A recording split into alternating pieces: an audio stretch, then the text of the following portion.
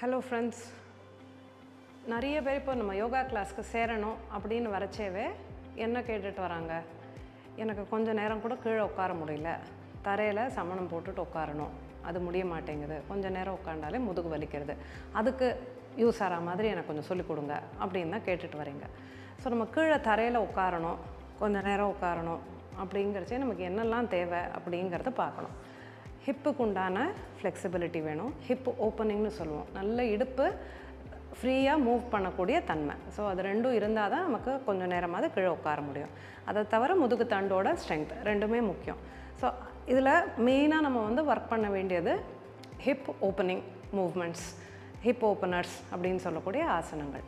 அதை நம்ம ஏற்கனவே கற்றுக்கிட்ட திரிகோண ஆசனம் இருக்குது. ஸோ அது ஹிப் ஓப்பனிங் ஆசனம் தான். பட் அது கூட செய்ய முடியாத சில பேர் இருப்பாங்க. ஸோ அவங்களுக்கு உண்டான டிப்ஸ் தான் இன்றைக்கி பார்க்க போகிறோம். ஸோ கொஞ்சம் சின்ன சின்ன வேரியேஷன்ஸ், சின்ன சின்ன மூவ்மெண்ட்ஸ், அது ஆசனங்கள்னு சொல்ல முடியாது, ஒரு டிப்ஸ் மாதிரி நீங்கள் எடுத்துக்கலாம். ஸோ அதை நம்ம டெய்லி ப்ராக்டிஸ் பண்ணுறச்சே உங்களுக்கு அந்த ஹிப் ஓப்பனிங்கிறது ஈஸியாக வரும். ஸோ அது எப்படின்றத இன்றைக்கி பார்க்கலாம் வாங்க. ஹிப் ஓப்பனர்ஸ், அதுக்கு ஹெல்ப் பண்ணக்கூடிய மூவ்மெண்ட்ஸ், அதை டெமான்ஸ்ட்ரேட் பண்ணுறதுக்கு இன்றைக்கி நம்ம கூட லக்ஷ்மி இருக்காங்க. ஸோ ஃபஸ்ட்டு நீங்கள் மேட்டில் ஒரு எட்ஜில் போய் நின்றுட்டுருங்க. ஸோ உங்களால் எவ்வளோ முடியுமோ அந்த அளவுக்கு காலை நகர்த்திக்கோங்க. ஸோ ஒரு step on the side. So இப்போ இந்த ரைட் லெக்கை டேர்ன் இட் அவுட் 90 டிகிரிஸ் மாதிரி ஃபுல்லாக திருப்பிட போகிறோம். ஸோ இது திருப்பின உடனே ரெண்டு காலம் ஒரே லைனில் இருக்கான்னு செக் பண்ணிக்கோங்க, அட்ஜஸ்ட் பண்ணிக்கோங்க, ரெண்டு காலம் ஒரே லைனில் இருக்கட்டும். ஸோ ஒன்ஸ் நீங்கள் காலை திருப்பறச்சே உடம்பு இப்படி டில்ட் ஆகும். ஸோ நீங்கள் உடம்பை நல்லா நேராக பார்த்தா மாதிரி திரும்பிக்கணும். இதுதான் உங்களோட ஸ்டார்டிங் பொசிஷனாக இருக்கும். இதுலேருந்து நீங்கள் இடுப்பில் கூட கையை வச்சுக்கலாம். இடுப்பில் கையை வச்சுட்டு இன்ஹேல், உள்மூச்சை எடுத்துகிட்டு இந்த காலை மாத்திரம் மடிக்க போகிறீங்க. உங்களால் எவ்வளோ தூரம் மடிக்க முடியுமோ சைடில் மடிக்கணும். உடம்பை அப்பர் பாடியை சென்டர்லேயே வச்சுக்க பாருங்கள். நிறைய பேருக்கு இது ஹிப்பு கஷ்டம், மூவ்மெண்ட்டு டைட்டாக இருக்குது ஹிப்பு அப்படிங்கிறவங்களுக்கு உடம்பு இப்படி சாயம் ஒரு சைடாக. நீங்கள் கான்ஷியஸாக உங்கள் அப்பர் பாடியை சென்டரில் வச்சுக்கணும். எக்ஸேல், முட்டியை ஸ்ட்ரைட் பண்ணிவிடுங்க. இன்ஹேல், இன்னொரு முறை ப்ராக்டிஸ் பண்ணலாம். முட்டியை மடிக்க போகிறோம், அப்பர் பாடியை சென்டரில் வச்சுக்கணும். Exhale, centre, inhale, exhale. இது ஒரு ஃபர்ஸ்ட் வேரியேஷன். ஸோ எல்லா ஏசிமெட்ரிக்கல் ஒரு சைடாக செய்யக்கூடிய மூவ்மெண்ட்ஸை நீங்கள் அடுத்த ரெண்டு சைடுமே செஞ்சால் தான் உங்களுக்கு கரெக்டாக பலன் கிடைக்கும். காலை ரெண்டும் சேர்த்து வச்சுருங்க.